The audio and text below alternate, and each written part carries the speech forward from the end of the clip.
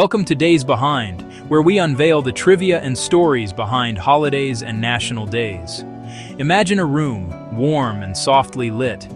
The scent of pine needles still hangs delicately in the air, a gentle reminder of the festive days just past. Outside, the world is quiet, wrapped in the deep stillness of a January night.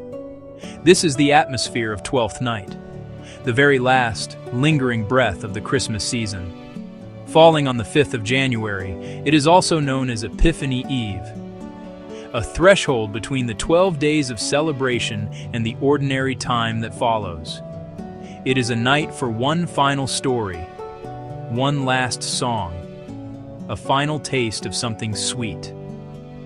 Before the decorations are carefully packed away and the bright glow of Christmas fades into a cherished memory for another year. The 12 days of Christmas are not just a song, you see.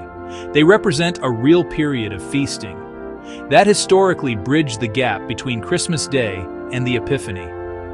Twelfth Night, as the grand finale, became a time of particular significance, a chance for communities to gather together for one last burst of joyful energy.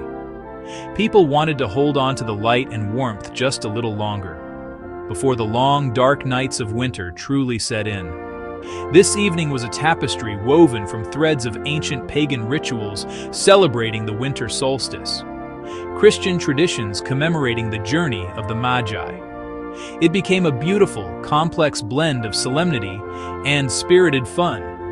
Across centuries and cultures, this night has taken on many different characters.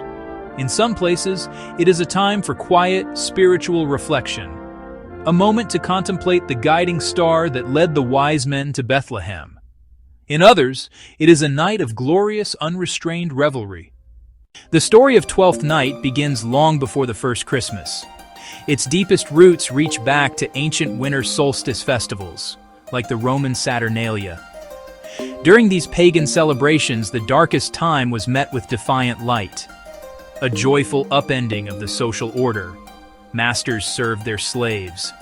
A mock king, often chosen by lot, presided over the chaos. He commanded everyone to eat, to drink, and to be merry.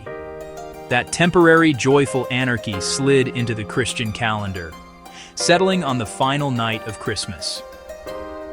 By medieval Europe, Twelfth Night had become one of the year's biggest celebrations. A night of theater and spectacle. The centerpiece, the Lord of Misrule. Usually a commoner or court jester appointed to run the night, wearing outrageously bright, mismatched clothes, leading a parade of costumed revelers. Servants dressing as their lords, men dressing as women. No Twelfth Night celebration is complete without its magnificent centerpiece, the king cake. This confection is an edible tradition, a game and a ritual all rolled into one. Hidden inside is a small trinket, often a bean, a coin, or a tiny figurine. As the cake is served, a playful anticipation fills the room. The person whose portion contains the hidden treasure is immediately crowned the king or queen of the evening. For the rest of the night, their word is law, presiding over the party with comical authority. Beyond the feasting, Twelfth Night is deeply connected to the symbolism of light. On the darkest evenings of the year, it represents hope, guidance, and the promise of renewal. This finds its most direct expression in the Star of Bethlehem, the beacon that guided the Magi. In parts of Germany and Austria, children called star singers carry an illuminated star from house to house, singing carols and inscribing a chalk blessing above doorways. The day following Twelfth Night, Epiphany, brings with it another powerful element, water. And with water's blessing, Epiphany rites unfold. In Orthodox traditions, the great blessing of the waters sees a priest throw a cross into the sea. Brave men dive to retrieve it, and the winner is said to be blessed with good fortune for the year, symbolizing baptism and purification.